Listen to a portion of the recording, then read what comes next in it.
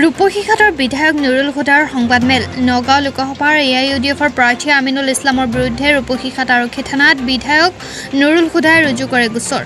সংবাদমেলত সৰব নগাঁও লোকসভাৰ AIUDFৰ প্ৰাৰ্থী আমিনুল ইছলামৰ বিৰুদ্ধে আমিনুল ইছলামে সামাজিক মাধ্যমত বিধায়ক নুৰুল হুদাৰ বিৰুদ্ধে অপপ্ৰচাৰ চলাই মুখ্যমন্ত্ৰীক সুৰেশ বৰা জয়ী হ'ব বুলি হিচাপ দিয়া বুলি প্ৰচাৰ চলাইছিল আমিনুল ইছলামে, য'ত বিধায়ক নুৰুল হুদাৰ চহী জালিয়াত কৰাৰ অভিযোগ উত্থাপিত কৰে বিধায়কগৰাকীয়ে।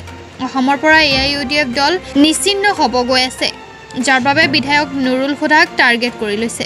আমিনুল ইছলামে প্ৰচাৰ চলোৱা বিধায়ক নুৰুল হুদাই মুখ্যমন্ত্ৰীক লগ ধৰি হিচাপ দিয়া বুলি আমিনুল ইছলামে প্ৰমাণ দিব লাগিব মন্তব্য বিধায়কগৰাকীয়ে।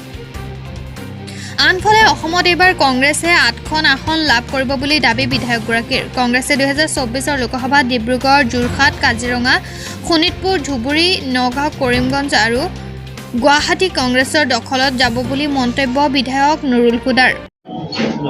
মই যোৱা 27 তাৰিখৰ পৰা ধুবুৰী লোকসভা সমষ্টিত নিৰ্বাচনী কামত ব্যস্ত থাকি আজি মই গৰ্ব সৈতে বাটতে মোৰ এজন সতীৰ্থই মোক এটা হিচাপ দেখুৱালে যে মোৰ নামত কোনোবা দুষ্টচক্ৰই হিন্দু মুছলমানক ভাগ কৰি 9 নং লোকসভা নগাঁও লোকসভা সমষ্টিৰ প্ৰাৰ্থীসকলৰ ভোটৰ হিচাপ এটা দি তেওঁলোকে বিজেপিক জয়যুক্ত হ'বকে এখন হিচাপ উলিয়াই মোৰ নামত হিচাপটো দিছে। মই ভাবিছিলোঁ যে হয়তো বেলেগ কোনোবা নুৰুল হুদা থাকিব পাৰে, কিন্তু অলপ সময় পিছতেই দেখা পালোঁ দিঘ সমষ্টিৰ বিধায়ক আমিনুল ইছলামে তেওঁৰ ফেচবুকত লিখিলে যে ৰূপসীঘাট সমষ্টিৰ বিধায়ক নুৰুল হুদাই কালি মুখ্যমন্ত্ৰী হিমন্ত বিশ্ব শৰ্মাৰ হাতত এটা হিচাপ জমা দিয়া বুলি খবৰ পাইছোঁ। হিচাপ কৰি বিজেপি প্ৰাৰ্থী সুৰেশ বৰা 6,22,000 ভোট পাই জিকে বুলি দেখুৱাইছে। এইটো সম্পূৰ্ণ মোক ৰাজনৈতিকভাৱে মানুহৰ চকুত হাই প্ৰতিপন্ন কৰাৰ কাৰণে এটা ষড়যন্ত্ৰ ৰচনা কৰিছে, আৰু ষড়যন্ত্ৰ ৰচনাৰ মূল নায়কজন আমাৰ সাংসদৰ প্ৰাৰ্থী AIUDF দলৰ সাংসদ প্ৰাৰ্থী আমিনুল ইছলাম, আৰু তেওঁৰ প্ৰৰোচনাতে হয়তো এই হিচাপটো ওলাইছে।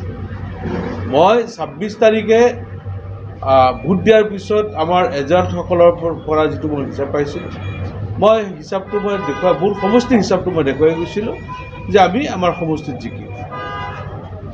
কিন্তু AIUDF দল অসমৰ পৰা চিৰ বিদায় লোৱাৰ সময়ত তেওঁলোকৰ মূৰ বেয়া হৈ গৈছে, মানসিক ভাৰসাম্য হেৰুৱাই পেলাই তেওঁলোকে এইবিলাক আবুল তাবুল কাম কৰি আছে। গতিকে মই আমিনুল ইছলাম ডাঙৰীয়াক প্ৰত্যাহ্বান জনাইছোঁ যে মই মুখ্যমন্ত্ৰীক দিয়া হিচাপ তেওঁ প্ৰকাশ কৰক, প্ৰমাণ দিয়ক মই ক'ত দিছিলোঁ। গতিকে সেইকাৰণে মই তেওঁৰ ওপৰত এখন FIR দাখিল কৰিছোঁ, এতিয়া মই দি আহিছোঁ। আজি আপুনি দাখিল কৰিছে আমিনুল ইছলামৰ ওপৰত মই এখন আমিনুল ইছলাম আৰু AIUDF দল ৰাজনীতিৰ পৰা চিৰ বিদায় লোৱাৰ পথত তেওঁলোকে এতিয়া মোকেই টাৰ্গেটত লৈ লৈছে। ইয়াতো নগাঁও লোকসভাতো তেওঁলোক বেয়াকৈ পৰাস্ত হ'ব। মই যেনেদৰে কেম্পেইন কৰিছোঁ, ঠিক ধুবুৰী লোকসভাটো বদৰুদ্দিন আজমল ডাঙৰীয়াৰ দুৰ্গ ভাঙি চিঙি চুৰমাৰ কৰি সকলো মানুহ কংগ্ৰেছৰ প্ৰতি ধাৱন হৈছে, আৰু ৰকিবুল হুছেইন ডাঙৰীয়া বিপুল ভোটত জয়যুক্ত হ'ব। আৰু নগাঁও লোকসভাটো প্ৰতুল বৰদলৈ ডাঙৰীয়া কমেও 1 পৰা 1.5 লাখ ভোট লিড লৈ জয়যুক্ত হ'ব। আৰু এই সময়ত মানুহৰ মাজত এটা অবিশ্বাস, মোৰ প্ৰতি এটা ঘৃণাৰ ভাৱ জন্মোৱাৰ কাৰণে এইধৰণে ষড়যন্ত্ৰত লিপ্ত হৈছে। গতিকে তেওঁ এইবিলাক মিছা কথা কৈ মোক একো কৰিব নোৱাৰে। মানুহে বুজি পায়। মই আপোনালোকৰ প্ৰতিটো চেনেলৰ জৰিয়তে অসমৰ সমূহ জনসাধাৰণক মই জনাব বিচাৰিছোঁ যে এইটো যিটো হিচাপ তেওঁলোকে উলিয়াইছে, এইটো মোৰ নামত মই নহয়, এইটো মোৰ নামত তেওঁলোকে জালিয়াতি কৰিছে।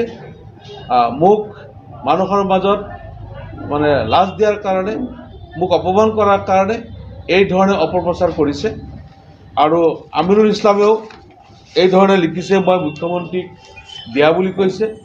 এইটো মোৰ প্ৰমাণ লাগিব। প্ৰমাণ দিয়াৰ কাৰণে মই মুখ্যমন্ত্ৰী মহোদয়ক হিচাপ দিছোঁ। এই কথাটো প্ৰমাণ দিয়াৰ কাৰণে মই আহ্বান জনাইছোঁ আৰু মই আইনৰ আশ্ৰয় লৈছোঁ। ইতিমধ্যে ৰূপহী আৰক্ষী চকীত বিধায়ক আমিনুল ইছলাম, নগাঁও লোকসভা সমষ্টি আইডি দলৰ প্ৰাৰ্থী আমিনুল ইছলামৰ বিৰুদ্ধে মই ৰূপহী থানাত এখন এজাহাৰ দিছোঁ। এইটো মোৰ এজাহাৰৰ কপি। আশা কৰোঁ আপোনালোকৰ চেনেলৰ জৰিয়তে অসমৰ ৰাইজক এই কথাটো জনাই দিব যে এই যিটো হিচাপ মোৰ নামত উলিয়াইছে সম্পূৰ্ণ ভুৱা আৰু ষড়যন্ত্ৰমূলক। আপোনাৰ চহীও জালিয়াতি কৰিছে? চহী জালিত, এইটো মোৰ চহী নহয়। এইটো যিজনে লিখিছে হিচাপটো, যিজনে লিখিছে তেওঁই চহীটো কৰিছে। মোৰ হাতৰ আখৰ নহয়, মোৰ চহীও নহয়। গুৱাহাটী কি হ'ব? গুৱাহাটীতো চবৰে স্থিতিবদ্ধ আছে গুৱাহাটীৰ ওপৰত মীৰা বৰঠাকুৰ আৰু আপোনাৰ বিজুলী কলিতা মিত্ৰ। বিজেপিৰ যিটো পৰিৱৰ্তনৰ দৌ আছিলে, সেই পৰিৱৰ্তনৰ পৰা এতিয়া পৰিত্ৰাণটোহে বিচাৰিছে আৰু পৰিত্ৰাণ বিচাৰি মানুহে কংগ্ৰেছত আশ্ৰয় লৈছে, কংগ্ৰেছক ভোট দিছে। আমি ভবাতকৈ বেছি ভোট আমি পাই আছোঁ। গতিকে অহা 4 তাৰিখলৈ অপেক্ষা কৰক। অসমত কংগ্ৰেছে ভাল ফলাফল দেখুৱাব। কিমানখন আসন আপোনালোকে আশা কৰিব?